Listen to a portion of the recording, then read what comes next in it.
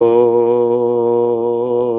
नमो ब्रह्मादिभ्यो ब्रह्म विद्या संप्रदाय कर्तृभ्यो वंश ऋषिभ्यो महद्भ्यो नमो गुरुभ्यः सर्वोपप्लवरहितः प्रज्ञानघनः प्रत्यगर्थो ब्रह्मैवाहमस्मि ब्रह्मैवाहमस्मि। ओम शांति शांति शांति। सच्चिदानंदरूपाय विश्वोत्पत्त्यादिहेतवे तापत्रय विनाशाय श्रीकृष्णाय वयं नुमः। शंकरं शंकराचार्यं केशवं बादरायणं सूत्रभाष्यकृतौ वन्दे भगवन्तौ पुनः पुनः। ईश्वरो गुरुरात्मेति मूर्तिभेदविभागिने व्योमवद्व्याप्तदेहाय दक्षिणामूर्तये नमः। ओम शांति शांति शांति।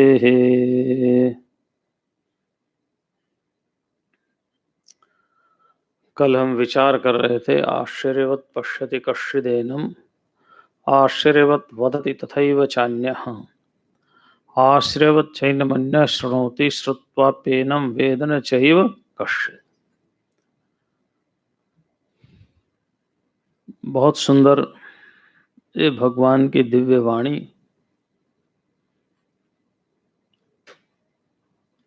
शब्द शक्ति की अनंत महिमा से जिसकी समझ में आ जाए उसका कल्याण है।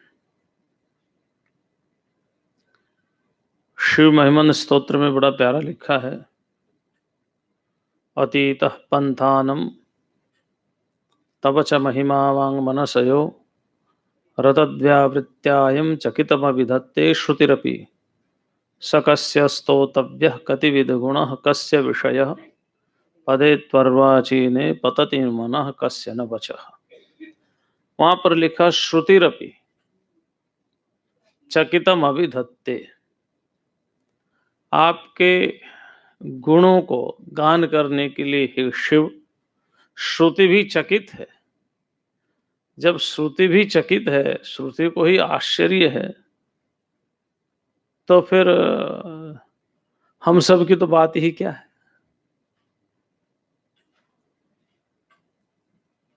फिर बात ही क्या है, क्या कहें।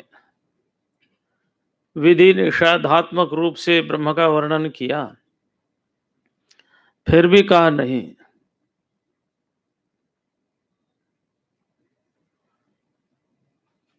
क्यों? क्योंकि हम ब्रह्म के विषय में क्या कहें।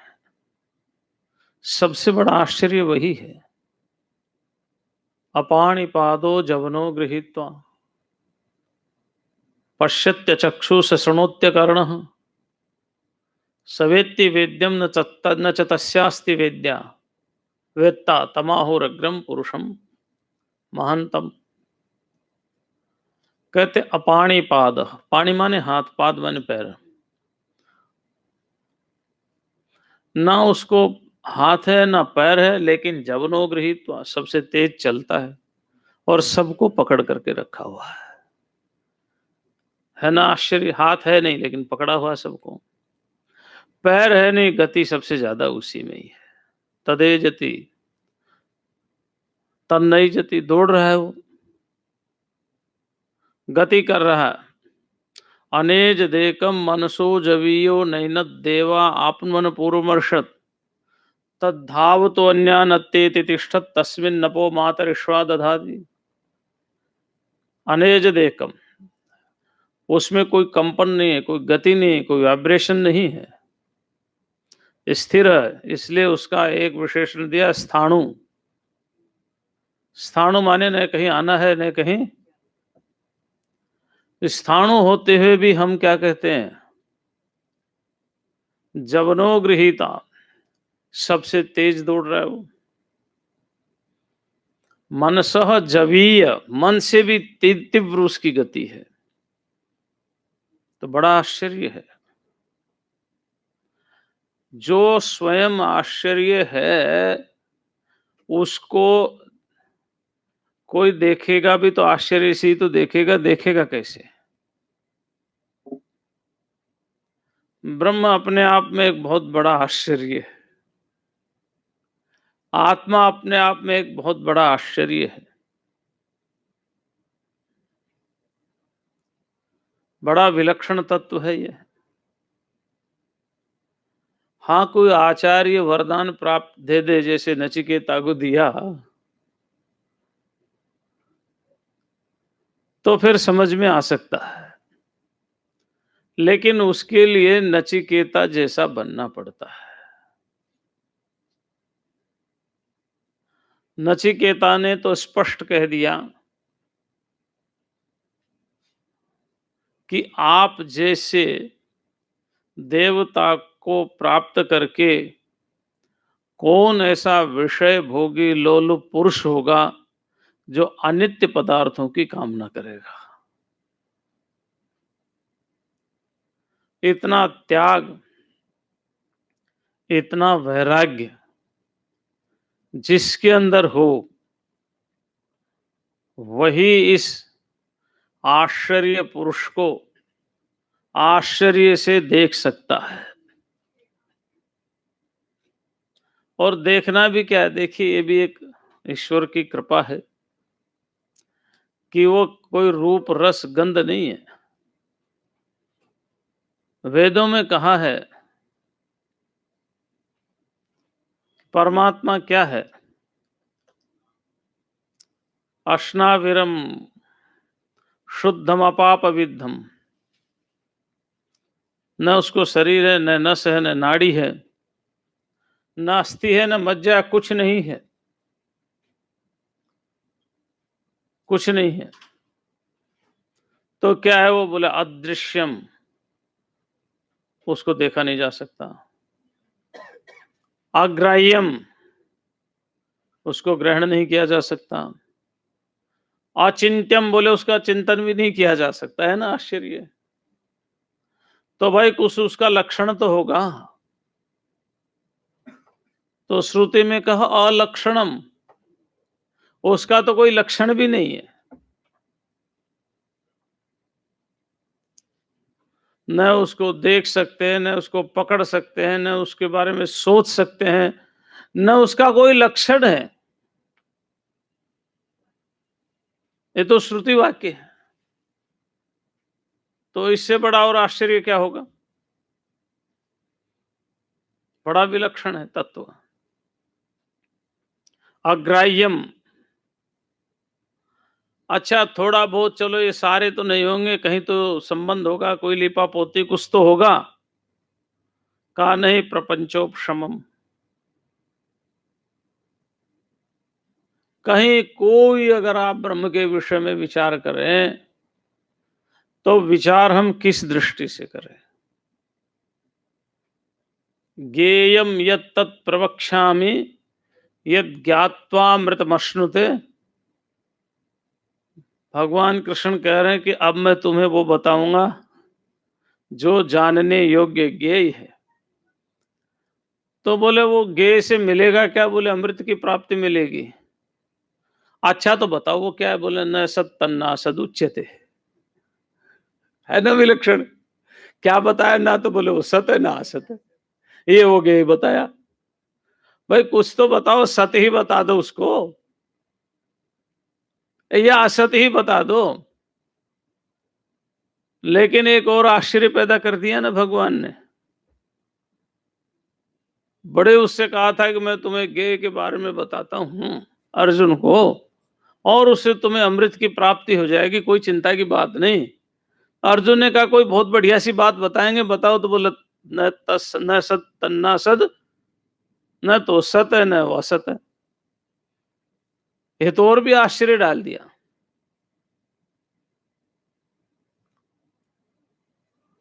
और शरीरम शरीरेषु, भाई शरीर में तो रहता है लेकिन शरीर नहीं है उसका, देह में रहता है लेकिन देह है नहीं हुआ है। बड़ा विलक्षण है उस तत्व। इसलिए उस तत्व के बारे में कहा कि आश्चर्यवत पश्यति कश्चिदेनम, कोई कोई उसको आश्चर्य से देखता है, वो स्वयं ही आश्चर्य है ना।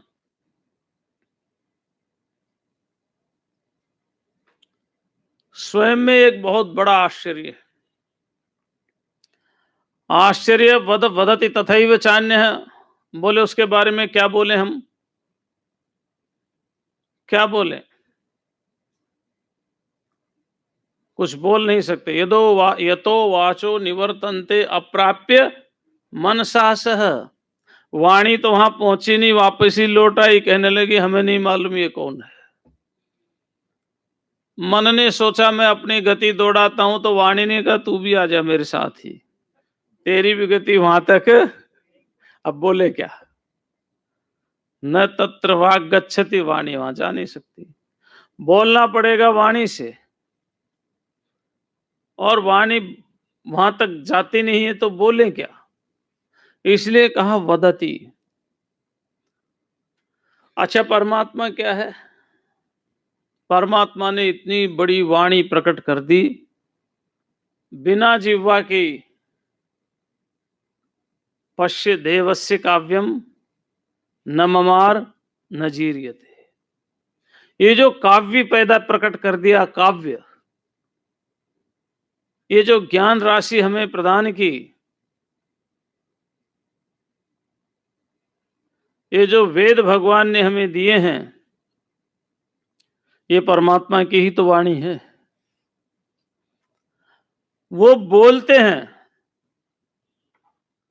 लेकिन बोलने का साधन नहीं है। हमारे पास साधन है बोलने का, तो हम बोल नहीं पाते।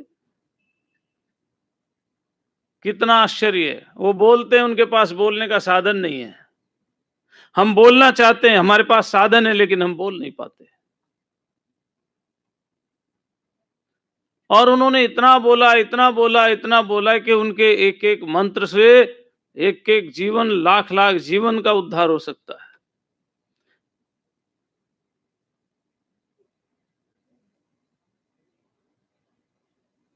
इसलिए जिह्वा न रहते हुए भी वो बोलते, वाग इंद्रिय के न रहने पर भी उन्होंने बोला, और हमारे पास वाग इंद्रिय है तो भी हम उनके बारे में कुछ नहीं बोल सकते। बड़ा विलक्षण है परमात्मा का स्वरूप। आश्चर्यवत चैनमन्यः शृणोति, क्या सुनेंगे आप, कान की गति वहां पर नहीं है, सुनेंगे क्या। लेकिन सशृणोत्यकर्णः, बिना कान के वे सुन रहा है। वह बिना कान के भी सुन रहा है, हमारे पास कान है तो भी नहीं सुन पाते। बड़ा विलक्षण परमात्मा का स्वरूप है। सशृणोत्यकर्ण पश्यत्य चक्षु, बिना नेत्र के वो देख रहा है, हमारे नेत्र हम देख नहीं पाते क्योंकि अदृश्य है, अग्राही है, अलक्षण है, अचिंत्य है, बड़ा सूक्ष्म है।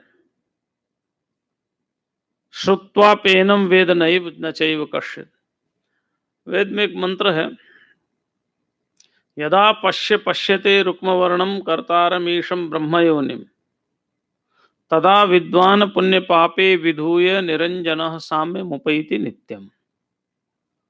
यदा पश्यते, देखो, जब दृष्टा उसको देखता है, रुक्म वर्णम ब्रह्मयोनि, प्रकाशमान उस परमात्मा को देखता है, तो प्रकाशमान परमात्मा को हम कैसे देखें। भगवान भाष्यकार ने एक बहुत प्यारा श्लोक लिखा है, है तो वो उपनिषद का ही। अब बृहदारण्यक उपनिषद में वो कथा आती है, उसी को आधार बना करके उन्होंने एक श्लोक लिखा है। और श्लोक इस तरह से है, अर्थ है उसका, या बृहदारण्यक उपनिषद का भावार्थ समझ लो, बात एक ही है। वो कहते हैं कि हम दिन में किसकी ज्योति से देखते हैं? सूर्य की ज्योति से देखते हैं। और सूर्य अस्त हो जाए तो चंद्रमा की ज्योति से देखते हैं। अमावस्या हो, चंद्रमा भी ना हो, सूर्य भी ना हो, तो हम दीपक से देखते हैं ना। ये उपनिषद का भावार्थ है, वहां ये वर्णन आया है। इसी वर्णन को भगवान भाष्यकार ने एक श्लोक में वर्णन किया है। अच्छा, मान लो हम अंधेरे में है, जंगल में है, सूर्य की रोशनी भी नहीं है, चंद्रमा की रोशनी भी नहीं है, दीपक की रोशनी थी लेकिन तेज हवा चली वो भी, तब हम किससे देखते हैं? कौन सी रोशनी से देखते हैं? तो कहा वाणी से। फिर एक व्यक्ति पूछता है कहाँ हैं आप? वो कहता है मैं यहाँ पर खड़ा हूं। तो उस आवाज से वो वहां तक वो पहुंच जाता है। तो वाणी रूपी ज्योति से हम देखते हैं। अच्छा, कोई गूंगा हो तो किससे देखेगा?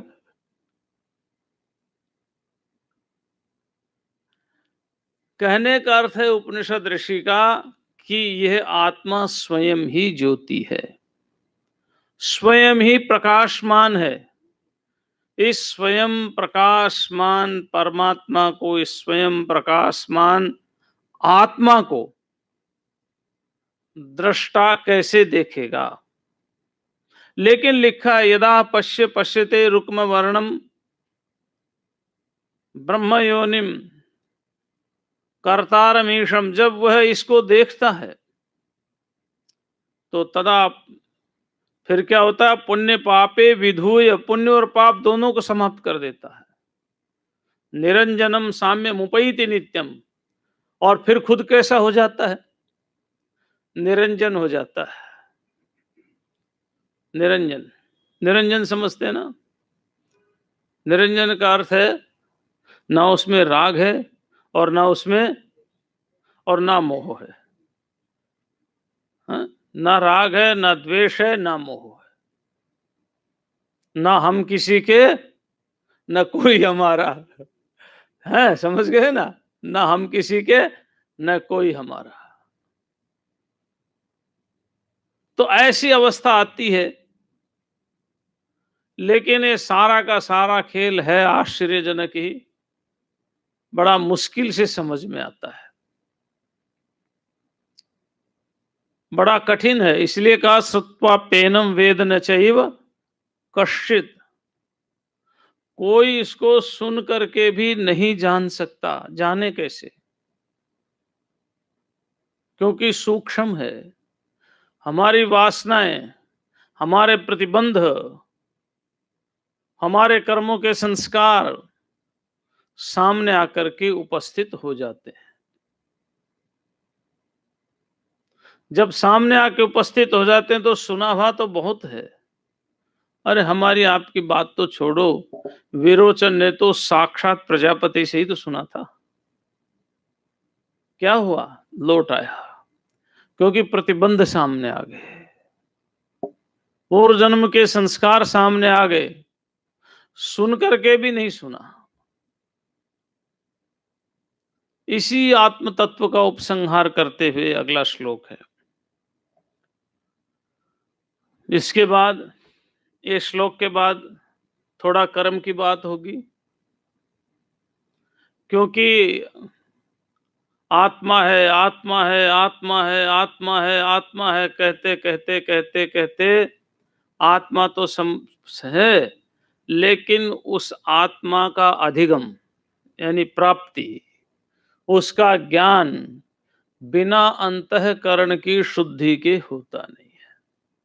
तो अंतःकरण शुद्ध्यर्थ इस श्लोक के बाद जो वर्णन आएगा वो इसलिए कर्म का है। उसके बाद फिर सांख्य है, अभी भी सांख्य है ये, सांख्य माने ज्ञान।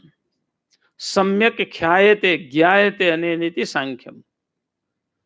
और संख्या की दृष्टि से भी उसको सांख्य कहते हैं। देखिए, देहि नित्यमवध्योयम देहे सर्वस्य भारत तस्मात् सर्वाणि भूतानि न त्वं शोचितुमर्हसि। अब ये शोक है ना, शोक, क्यों भगवान ने कहा तू शोक नहीं कर सकता? क्योंकि संजय ने अर्जुन को एक विशेषण दिया है, और विशेषण क्या है कि शोक संविघ्न मानस, है ना। इसलिए बार बार ये शोक की बात कर रहे हैं। और शोक का मूल कारण यही है कि शरीर का और आत्मा का तादात्म्य हो गया है, इसलिए यहां देही शब्द का प्रयोग किया है। और भगवान ने जब उपदेश देना प्रारंभ किया था 11वें श्लोक से, तो 11वें श्लोक से जब उपदेश देना शुरू किया तो उन्होंने सीधा ही आत्मा आत्मा नहीं कहा। अगर आप देखेंगे 11वें श्लोक से, तो भगवान जो है ना बहुत सावधानी पूर्वक अर्जुन को उपदेश देते हुए यही कह रहे हैं कि भाई एक शरीर है, एक शरीरी है, एक शरीर है और एक शरीरी है। क्योंकि शरीर को समझ रहा है आदमी तो शरीरी को भी समझ जाएगा, देह को समझ रहा है तो देही को भी समझ जाएगा, जैसे रथ को समझ रहा है तो रथी को समझ जाएगा। तो क्या समझ जाएगा कि रथ अलग है, रथी अलग है, धन अलग है, धनी अलग है। समझ रहे हैं ना आप? तो जैसे रथ और रथी में अंतर है, धन और धनी में अंतर है, ऐसे ही देह और, लेकिन देह और देही का अंतर अनंत काल की वासना के कारण हम समझ नहीं पा रहे, और जो देह है उसको देही मान लिया और देही है उसको अनादिकाल की वासनाएं हमारे पास चली आ रही है। और जब दोनों का एक मान लिया, दोनों को एक मानने के बाद फिर जितना भी संसार उसके साथ हमने संबंध बना लिया। कुछ गुणों के कारण संबंध बनाया, कुछ देह के कारण संबंध बनाया, कुछ लोभ के कारण संबंध बनाया, कुछ स्वार्थ के कारण संबंध बना लिया, कुछ भय के कारण संबंध बना लिया, कुछ आवश्यकता के कारण संबंध बना लिया। और संबंध बना करके हम क्या करने लगे कि यह मेरे हैं और मैं इनका हूं। अहम एतेषाम मम इते, मैं इनका हूं और ये मेरे। ये जो भाव बना लिया, यहां से ही राग और द्वेष पैदा हो गया। और इस राग द्वेष का मूल कारण अज्ञान है। महर्षि गौतम जिन्होंने न्याय दर्शन लिखा, उन्होंने एक बहुत सुंदर बात लिखी है। हम कहते हैं दुख को दूर करो, दुख को दूर करो, दुख को दूर करो, ऐसा ही कहते हैं ना, हेयम दुख मनागतम। लेकिन उन्होंने कहा दुख का कारण क्या है ये देखो पहले। तो कारण वही है जो वेदांत कहता है, लेकिन उन्होंने एक सिस्टमेटिक ढंग से एक सूत्र दिया। और सूत्र क्या दिया? कहने लगे दुख जन्म प्रवृत्ति दोष मिथ्या ज्ञानानाम उत्तरोत्तरापाये तदनंतरापायाद अपवर्गः। 5 चीजें हैं: दुख, जन्म, प्रवृत्ति, दोष और मिथ्या ज्ञान। 5 चीजें। तो अब हम क्या अनुभव कर रहे हैं? दुख अनुभव कर रहे हैं। योग दर्शन में तो यहां तक लिखा है, सूत्र है संतोषाद अनुत्तमः सुख लाभ। संतोष जब मिल जाता है तो बहुत बड़े सुख की प्राप्ति होती है। गोधन, गजधन, बाजीधन और रतन धन खान, जब आवे संतोष धन तो सब धन धूलि। लेकिन वहां एक प्रसंग आया व्यास भाष्य में, इसी सूत्र पर, संतोषाद अनुत्तम सुख लाभ। और प्रसंग ऐसा है कि एक बार आवट्य ऋषि आवट्य ऋषि अपनी कुटिया में बैठे हुए थे, अपनी साधना कर रहे थे। उन्होंने ध्यान दिया, देखा कि जैगिषव्य ऋषि आकाश मार्ग से जा रहे हैं, आकाश मार्ग से। तो उन्होंने कुटिया में बैठे बैठे जैगिषव्य ऋषि को प्रणाम किया और निवेदन किया, प्रभु दर्शन दे करके जाओ। जैगिषव्य ऋषि आकाश मार्ग से नीचे आ गए। पहले ऐसा नहीं था कि अभी भाई क्या करें, एयरपोर्ट तो है नहीं, कहाँ उतारेंगे, है ना। उनका खुद का एयरपोर्ट होता था, खुद की प्लेन होती थी, अपने योग शक्ति के द्वारा वो उड़ते थे, है ना। जहां चाहे बैठ गए, जहां चाहे उड़ गए। तो जैगिषव्य ऋषि उनकी कुटिया में आ गए, स्वागत सत्कार हुआ, कुशल क्षेम हुआ। उसके बाद सत्संग चर्चा हुई, क्योंकि जो जैसा है वो वैसी तो बात करेगा। जब सत्संग की चर्चा हुई तो आवट्य ऋषि ने एक प्रश्न किया कि प्रभु, आपको अनेक जन्मों का ज्ञान है और सूत्र है योग का, विधि है उसकी, कोई भी प्राप्त कर सकता है पिछले जन्मों का ज्ञान, लेकिन उसके लिए साधना करनी पड़ती है। सूत्र है संस्कार साक्षात करना पूर्व ज्ञाति ज्ञानम, संस्कारों का साक्षात्कार करना पड़ता है। और ये संस्कारों का साक्षात होता है त्रयम एकत्र संयम से। धारणा, ध्यान, समाधि जब तीनों एक हो जाती है, उसके बाद जब हम संस्कारों पर संयम करते हैं तो फिर हमें पूर्व जन्मों का ज्ञान होता है। खैर चलो, वो विधि तो लंबी, अपने को करना भी नहीं है। हाँ, तो उन्होंने कहा आपने पिछले अनेक जन्मों के आपको देख सकते हैं, जान सकते हैं। मैं आपसे जानना चाहता हूं कि व्यक्ति को सुख ज्यादा मिलता है या दुख ज्यादा मिलता है। तो जैगिष्यव ऋषि ने ध्यान किया और ध्यान करके आवट्य ऋषि को कहा कि मैंने पिछले 10,000 जन्मों का ध्यान किया है, मैंने अपने 10,000 जन्म देखे हैं। 10,000 जन्मों के आधार पर मैं कह सकता हूं कि दुख ही दुख मिलता है, सुख मिलता नहीं है। फिर आवट्य ऋषि ने कहा महाराज, ये संतोष है, ये परम सुख है। उन्होंने कहा नहीं, ये भी दुख ही है। देखिए क्यों है दुख। कहने लगे आत्म लाभ की दृष्टि से अगर हम देखेंगे तो संतोष रूपी सुख भी दुख ही है, लेकिन इस संतोष रूपी सुख को दुख रूप में वही जान सकते हैं जिन्होंने आत्म तत्व की उपलब्धि की हो। तो संसार में दुख ही दुख है। बच्चा जन्म लेता है तब से दुखी रहता है, मच्छर काट रहे हैं तो बोल नहीं सकता, मल मूत्र विसर्जन कर देता तो वहां से हट नहीं सकता।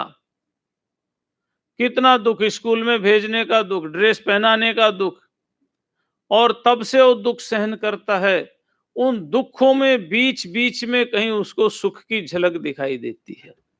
बीच बीच में जब 24 घंटे कमा कर आता है, 24 घंटे कमा करके आता है, तब उसको उन कमाए हुए धन से थोड़ा सा सुख मिलता है। 24 घंटे उस सुख नहीं लेता। 12 घंटे कमाता है, उस 12 घंटे की कमाई में वो 12 घंटे तक का सुख ले नहीं सकता। थोड़ा सुख मिलता है तो समझता है कि और मिलेगा और मिलेगा और मिलेगा, लेकिन और मिलता नहीं। जीवन तो चला जाता है, सुख नहीं मिलता। तो दृष्टि अगर गहरी हो तो देखो तो दुख हमें जीवन में मिलता है।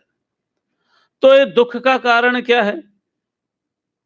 तो महर्षि गौतम कहते हैं इस दुख का कारण है हमारा जन्म। अगर जन्म नहीं होगा तो दुख नहीं मिलेगा। जन्म हुआ है तो दुख मिला है। अच्छा, कोई कितना भी रोगी हो, कितना भी परेशान हो, कितना भी कैसा भी हो, अगर उसको नींद आ जाए गहरी तो सुख में रहता है, दुख में रहता है? चलो तमोगुण सही, पर सुख तो रहता है ना। इसलिए क्या करते, उसको बेहोश कर देते। ज्यादा तड़पता, आप हॉस्पिटल में जाओ, जो जो डिलीरियम जिसको हो जाते हैं, ज्यादा तड़फन हो जाती, बेचैनी हो जाती, रेस्टलेस हो जाता है और हाथ पैर फटकने लग जाता है, फड़फड़ाने लग जाता है, उसको शांत करने के लिए क्या करते हैं? एक बेहोशी का इंजेक्शन दे देते हैं। अब वो सोचता है कि अब मेरे को दुख नहीं है, दुख तो है लेकिन होश नहीं है ना, होश नहीं है। तो मान लो अगर हमारा जन्म नहीं होगा तो ये दुख तो ज्यों के त्यों रहेंगे जब तक हम प्रलय अवस्था में हैं। जब तक हमारा जन्म नहीं हुआ तब तक तो रहेंगे। तो जन्म है तो दुख है। हमारा जन्म क्यों हुआ? हमारा जन्म हुआ प्रवृत्ति से। कुछ अच्छा किया हमने और कुछ बुरा किया। ऐसा कोई इंसान नहीं है जो अच्छा ही अच्छा करता हो और ऐसा कोई इंसान नहीं है जो बुरा ही बुरा करता हो। अब ये परिभाषा आप महर्षियों पर, सिद्धों पर, योगियों पर नहीं लगाना, क्योंकि ना वो अच्छा करते हैं और ना वो बुरा करते हैं। वो जो भी करते हैं सहज उनकी क्रियाएं होती हैं, वो मोह माया से परे होते हैं। ये प्रवृत्ति क्यों हुई? तो कहा दोष के कारण। दोष क्या है? तो वात्स्यायन ऋषि ने, जिन्होंने न्याय दर्शन का भाष्य किया, न्याय सूत्रों का, उन्होंने लिखा 3 प्रकार के दोष हैं, राग, द्वेष और मोह। व्यक्ति राग से भी अच्छे कर्म करता है और बुरे कर्म भी करता है, द्वेष से भी अच्छे कर्म करता है और बुरे कर्म करता है, मोह से भी अच्छे कर्म करता है और बुरे कर्म करता है। ये अच्छे और बुरे कर्म राग, द्वेष और मोह तीनों से ही होते हैं। ऐसा नहीं समझता द्वेष से अच्छे कर्म कैसे होंगे, है ना। कई बार व्यक्ति, होता क्या है, किसी से द्वेष करता है, उससे कोई द्वेष करता है तो उसका काम ना बने इसलिए इसका काम करवा देता है। हो जाता है कई बार अच्छा काम द्वेष के कारण भी, है ना। द्वेष के कारण भी अच्छा काम हो जाता है, राग के कारण भी अच्छा काम होता है, मोह के कारण भी अच्छा काम होता है और द्वेष के कारण बुरा काम तो होता ही है। राग के कारण भी बुरा काम हो जाता है, मतलब दुख प्राप्त होने वाले कर्म हो जाते हैं, अशुभ कर्म हो जाते हैं, और मोह के कारण भी अशुभ कर्म हो जाते हैं। तो ये 3 प्रकार के दोष, राग, द्वेष और मोह, इससे प्रवृत्ति होती है। प्रवृत्ति से हमारा जन्म होता है, जन्म से हमें दुख मिलता है। लेकिन ये दोष क्यों आते हैं? तो फिर महर्षि गौतम ने कहा मिथ्या ज्ञान। मिथ्या ज्ञान से। ये मिथ्या ज्ञान कौन सा है? वो आप योग दर्शन में पढ़ते ही हैं। कौन सा मिथ्या ज्ञान? अनित्या शुचि दुखानात्मसु नित्य शुचि सुखात्म ख्याति रविद्या। ये देह तादात्म्य की बात बता रहा हूं इस श्लोक में, कि जो अनित्य को नित्य समझ लिया, दुख को सुख समझ लिया, अपवित्र को पवित्र समझ लिया और अनात्मा को, यही बात कही, देही नित्य अवध्योयम देहे सर्वस्य भारतः। जिस देही को हमने देह मान लिया, इस देह मान करके हमने उसको विनाश वाला मान लिया। वही बात यहां कही। हमने दुखी क्यों हुए? क्योंकि मिथ्या ज्ञान आ गया।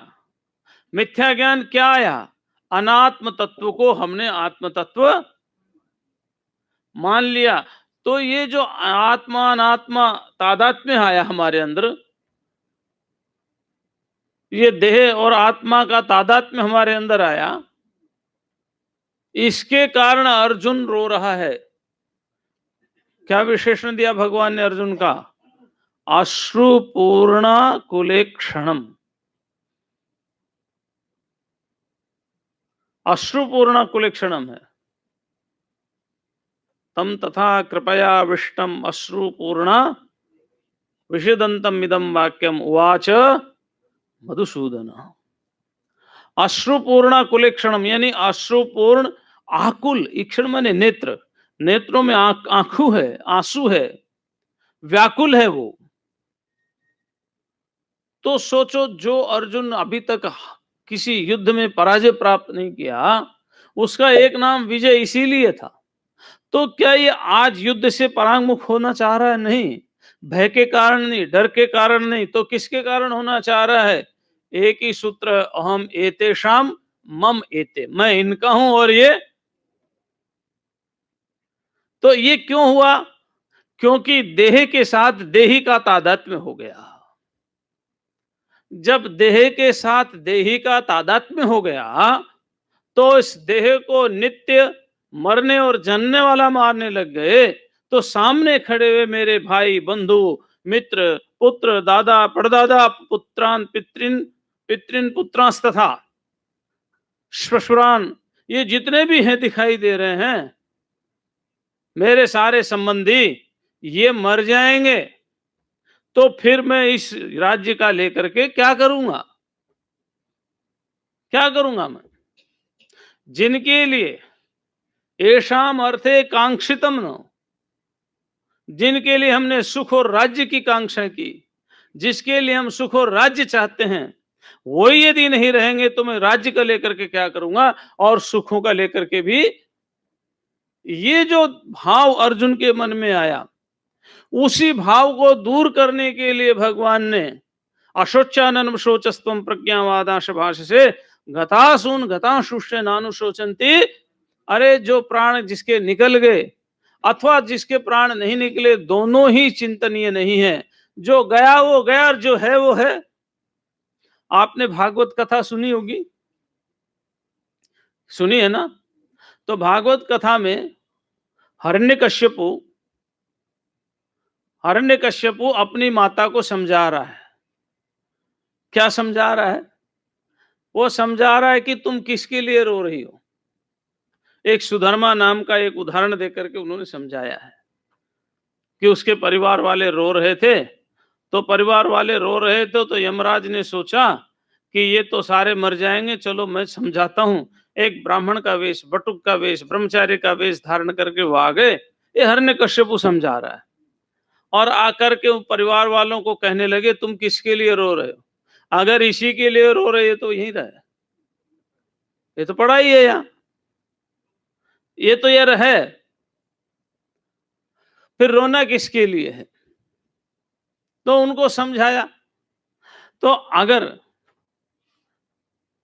ये जो तादात्म्य ध्यास के कारण, देह और देही का ज्ञान होने के कारण, ये जो अर्जुन के मन में भाव आया है कि ये मर जाएंगे तो हम क्या करेंगे, तो भाई मरना मरना और जन्मना कौन है, उसके लिए कहा गतासुन गताशुष्य। अगर ये चला गया, प्राण निकल गए, उसके बारे में रोना नहीं, उस ब्रह्मचारी ने कहा। और जो है वो ये रखा है, इसके लिए भी क्या रोना?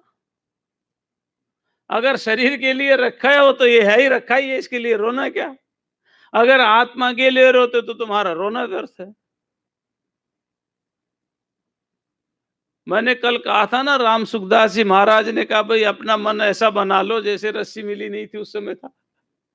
जो चीज हाथ से निकल गई, उसका क्या रोगे? और जो वस्तु हमारे पास है वो है ही, उसके लिए भी क्या रोना?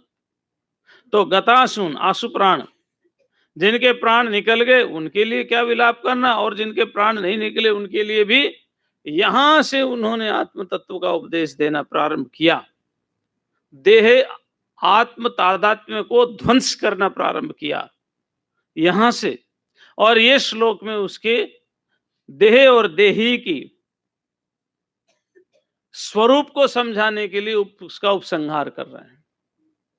उसी का उपसंहार करते हुए कह रहे हैं, देहि नित्यम अवध्योयम देहे सर्वस्य भारत तस्मात् सर्वाणि भूतानि न त्वं शोचितुमर्हसि। कहते हैं कि सर्वस्य देहे, सभी के शरीरों में, देखो एक के लिए नहीं कहा है ना। और नित्यम अवध्य अयम देही, अयम माने यह, देही माने देह का मालिक है ना, देह का स्वामी, नित्य अवध्य है। अब यहां पर एक विशेषण दिया, देही का बहुवचन देही न होता है ना, जैसे धनी का बहुवचन धनी न होता है। रथी का बहुवचन रथी न होता है। एक रथी, दो रथी और बहुत से रथी। एक धनी व्यक्ति, दो धनी व्यक्ति और बहुत से धनी व्यक्ति। तो जैसे बहुत से धनी व्यक्ति आ रहे तो हम क्या कहते हैं, धनिनः आगच्छन्ति, है ना? समझ रहे हैं ना मेरी बात? ये संस्कृत में एक वचन, द्विवचन और बहुवचन का प्रयोग होता है। तो धनिनः आगच्छन्ति, यहां पर देही शब्द बहुवचन में प्रयोग नहीं है। सर्वस्य देहे देहिनः नित्यम अवध्य नहीं लिखा, ध्यान रख। देखिए ये शब्दों का आनंद देखिए, इसमें देही शब्द का एक वचन में प्रयोग है। एक वचन में प्रयोग है तो इसका अर्थ है कि आत्मा एक ही है। आत्मा 10, 20,000, 2,000, 50,000 नहीं, आत्मा एक ही है। तो सर्वस्य सभी, देहे देहों में, among all the bodies, सभी देहों में ये जो देही है, दिस वेरी प्योर कॉन्शियसनेस आत्मन, ये नित्य अवध्य है, नित्य है, it is eternal and unchangeable. ये नित्य है, अवध्य है, इसका वध नहीं किया जा सकता। और हम अर्जुन क्या देख रहा है कि पितामह अलग है, गुरु द्रोणाचार्य अलग है, अश्वत्थामा अलग है। तो भाई ये अलग अलग तो हैं, लेकिन ये अलग अलग कैसे हैं? ये आत्मा की दृष्टि से भिन्न भिन्न नहीं है। ये तो आप ऐसा समझो, हम यहां बैठे हुए हैं, इसमें कितने बल्ब जल रहे हैं? हॉल में जल रहे हैं ना? तो प्रत्येक बल्ब की बिजली अलग अलग है या एक है? एक ही है ना? और बल्ब अलग अलग है, समझ गए? और अगर किसी एक बल्ब का टंगस्टन वायर खराब हो जाए, यानी फ्यूज हो जाए कोई बल्ब, तो वो बल्ब फ्यूज हो गया मान लो, तो उसकी सारी बिजली मर गई, वो अकेला मरा है? तो बिजली तो है ना। देखिए, आप ध्यान देखिए इस बात को विचारिए। ये श्लोक है, सही मैं क्या करूं? आप देखिए विचार करके, जो बल्ब फ्यूज हो गया, इलेक्ट्रिसिटी उसमें है या नहीं है ना? पक्की बात है ना?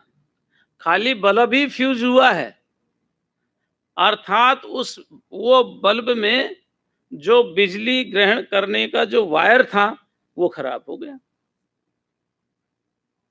बाकी बल्ब है, बिजली भी है, लेकिन बिजली जल नहीं रही। क्यों नहीं जल रही? क्योंकि बिजली को जो ग्रहण करने वाला है वो नहीं है वहां पर।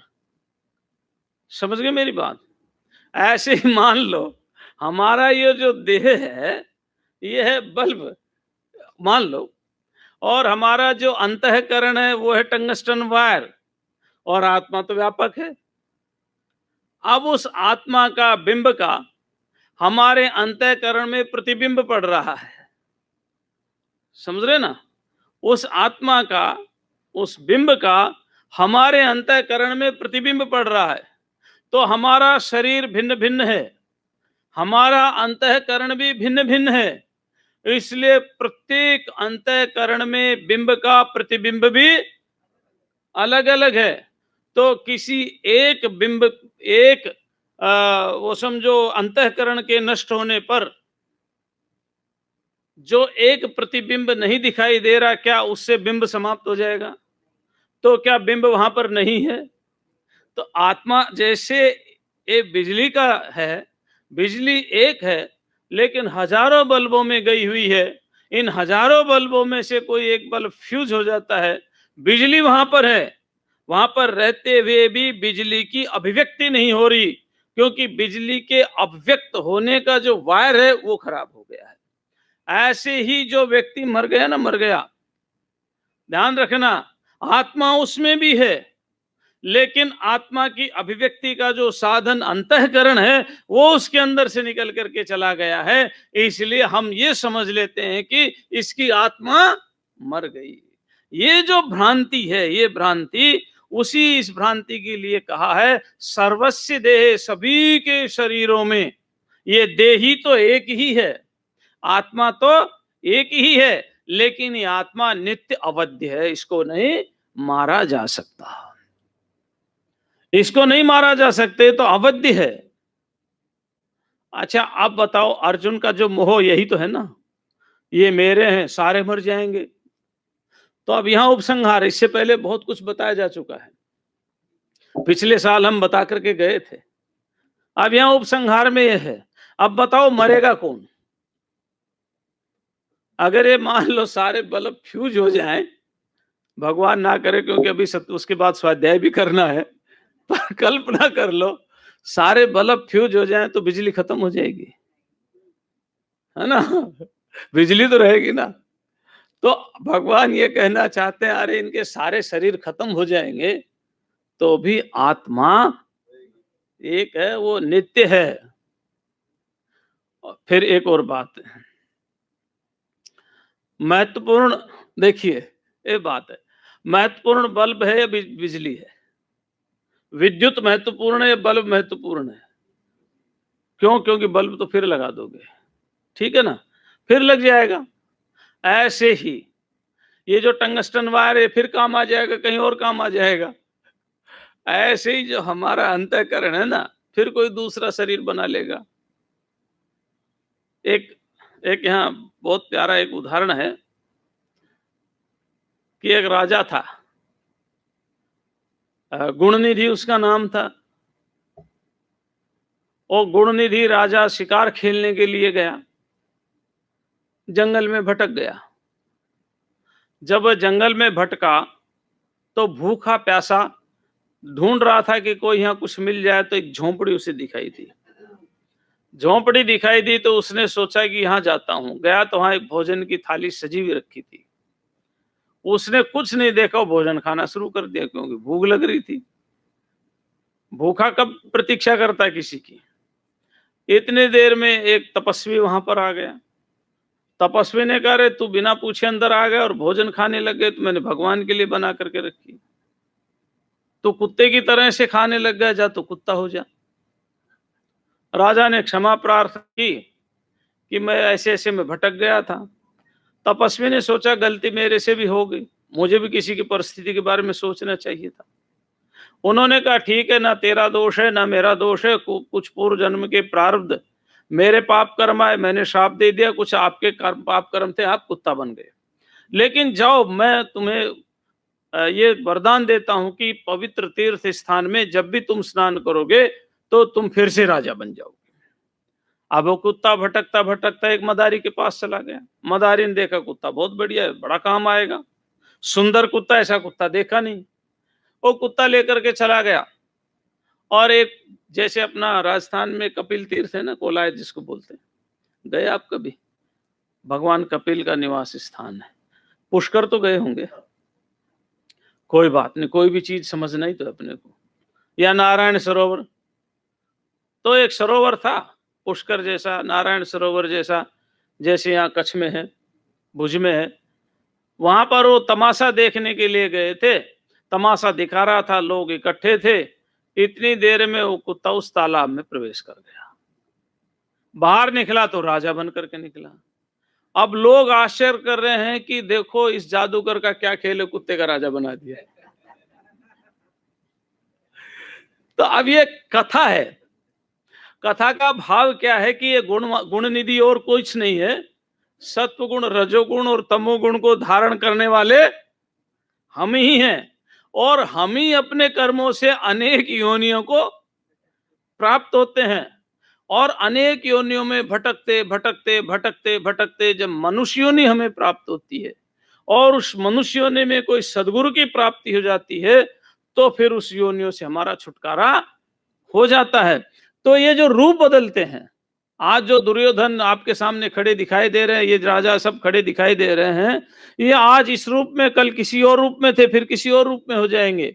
मरना इनको भी नहीं, इनको भी अपना रूप ही बदलना है, मरना इनको भी नहीं। आजकल तो रिसाइकलिंग की प्रोसेस ही आ गए, हर चीज को रिसाइकलिंग करने लग गए। तो इसलिए अर्जुन ये को बताना चाह रहे हैं भगवान कि देही नित्यमवध्योयम देहे सर्वस्य, सर्वस्य देह माने सभी शरीरों में, चाहे वो मनुष्य का हो, पशु का हो, पक्षी का हो, चाहे वृक्षों का ही क्यों ना हो, जहां भी चेतन तत्व है, जहां रिफ्लेक्शन हो रहा है, अभिव्यक्ति जहां हो रही है, चेतन तत्व तो सर्वव्यापक है, लेकिन अभिव्यक्ति जहां हो रही है, जैसे बिजली तो इस बल्ब से उस बल्ब के बीच में भी है, लेकिन अभिव्यक्ति नहीं हो रही, बल्ब में ही अभिव्यक्ति हो रही है। तो जहां भी चेतन की अभिव्यक्ति हो रही, उन सभी शरीरों में शरीर ही एक ही है, उन सभी देहों में देही एक ही है, और वह एक देही नित्य है और अवध्य है, उसको टुकड़े नहीं किए जा सकते, मारा नहीं जा सकता। अच्छा, ये बिजली है, बिजली के लिए तो आप कह सकते हो कि हम तार यहां से वहां तक लगाएंगे, नहीं तो कैसे जाएगी। बिजली के वायर यहां से वहां तक नहीं लगाओगे तो बिजली जाएगी नहीं। लेकिन जो बिजली तो अग्नि का ही तो रूप है ना, अग्नि का ही तो रूप है ना। वो अग्नि इस पूरे विश्व में व्यापक है, उसको कहां रोकोगे? वो तो विश्व में व्यापक है, उसको कहां रोकोगे? और ये जो अग्नि है, ये आकाश का रूप है, वायु का रूप है, वायु सर्वत्र व्यापक है। सूक्ष्म में जाइए, वायु आकाश का रूप है, और आकाश उसी एक परमात्मा की अभिव्यक्ति है। तो इसलिए वह अवध्य है। तस्मात् सर्वाणि भूतानि, इसीलिए जितने भी सारे भूत हैं, भूत माने प्राणी समुदाय, यहां भूत का अर्थ पंच महाभूतों से नहीं है, क्योंकि देह और देही की बात हो रही है ना, तो यहां भूत शब्द का अर्थ है प्राणी समुदाय। तो जितने भी भूत है, अर्थात जितना भी प्राणी समुदाय, पशु पक्षी मनुष्य जितने भी हैं, जलचर नभचर थलचर, उन सब का यही हाल है। उनकी आत्मा सबकी एक ही है, जो नित्य है और अवध्य है। देह सबके अलग अलग हैं, जो मरने वाले हैं, मिटने वाले हैं, टूटने वाले हैं, फूटने वाले हैं, उनका सब कुछ होगा, आत्मा का कुछ भी होने वाला। तो जो हमारे दुख का कारण है अर्जुन, जो तुम्हारे दुख का कारण है, और तुम्हारे दुख का कारण है कि मैं और मेरा आ गया। दो ही तो चीज है। भगवान ने क्या कहा गीता में, दूर इसी आएगा भी, इस बार नहीं तो अगले साल में उसको व्याख्या करूंगा। वो कहते हैं, अगर किसी को शांत होना, अमृत की प्राप्ति होना, तो क्या है? निर्ममः निरहंकारः, दो शब्द दिए। विहाय कामान ये सर्वान पुमाशरति निष्प्रिय निर्ममो निरहंकार शांतिम अधिगच्छति।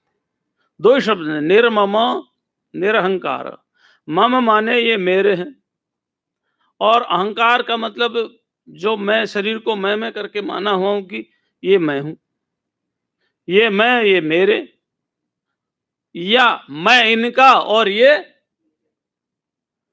यही तो हटाना है। और ये हटेगा जब हम आत्मा की नित्यता अमरता का अनुभव करेंगे तब। तो देही नित्यम अवध्योयम, देहे सर्वस्य भारत, सर्वस्य देहे सभी शरीरों में देही, ये जो देही है, आत्मा है, ये नित्य है और अवध्य है। तस्मात् सर्वाणि भूतानि, सभी प्राणी समुदायों का यही हाल है कि उनकी आत्मा अजर अमर अविनाशी है, और शरीर सारे विनाशी हैं। शरीर विनाशी है, आत्मा अजर अमर अविनाशी है। इसलिए किसी भी प्रकार से तू शोक करने के योग्य देह की दृष्टि से भी नहीं है, और आत्मा की दृष्टि से भी। देह को नष्ट ही होना है, और आत्मा तो अमर ही है, नित्य ही है। ऐसे नित्य आत्मा की दृष्टि से तू शोक नहीं कर सकता, और देह की दृष्टि से भी तू शोक। भिक्षु गीत आपको बहुत प्यारा है मधुसूदन जी, है ना? भिक्षु गीत में क्या कहा है? भिक्षु गीत में कहा है कि अगर ये लोग गाली भी दे रहे हैं, तो मेरे को दे नहीं रहे, अपने को ही दे रहे। क्यों? इन्हीं पंच महाभूतों का मैं हूं और इन्हीं पंच महाभूतों के, तो मेरे इनमें कोई फर्क ही नहीं है।